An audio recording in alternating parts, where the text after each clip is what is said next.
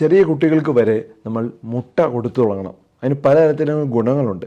ഈ മുട്ട കൊടുത്ത കുട്ടികളിൽ നടത്തിയ പഠനത്തിൽ 6 മാസം മുതൽ 15 മാസത്തിനകത്ത് കുട്ടികൾക്ക് മുട്ട സ്ഥിരമായി കൊടുത്ത് ദിവസവും കൊടുത്ത ആളുകളിൽ പലതരത്തിലുള്ള മാറ്റങ്ങളാണ് കണ്ടത്. അവരുടെ ന്യൂറോൺസ് വളരെയധികം ഫാസ്റ്ററായിട്ട് ഡെവലപ്പ് ചെയ്യുന്നതായിട്ട് കണ്ടു. അതായത് ഈ മുട്ടയ്ക്കകത്ത് ഉള്ളത് കോളൈൻ എന്നുള്ളൊരു വളരെ ഇമ്പോർട്ടൻ്റ് ആയിട്ടുള്ള ഒരു ഫാക്ടറാണ്. ഇത് തന്നെയാണ് നമ്മുടെ ബ്രെയിൻ ന്യൂറോൺസിന് വേണ്ട ഒരു പ്രധാനപ്പെട്ട ഒരു മിനറലാണ് കോളൈൻ. അതുകൂടാതെ ഈ മുട്ടയ്ക്കകത്ത് എന്തൊക്കെ ഉണ്ട്? വൈറ്റമിൻ B6 ഉണ്ട്, B12 ഉണ്ട്, ഫോളേറ്റ് ഉണ്ട്, സിങ്ക് ഉണ്ട്, അതുപോലെ വളരെ ഇമ്പോർട്ടൻ്റ് ആയിട്ടുള്ള DHA എന്നൊക്കെ പറഞ്ഞ സാധനങ്ങളുണ്ട്. ഇതെല്ലാം നമ്മുടെ ബ്രെയിനിന് വളരെയധികം ഗുണം ചെയ്യുന്ന കാര്യങ്ങളാണ്.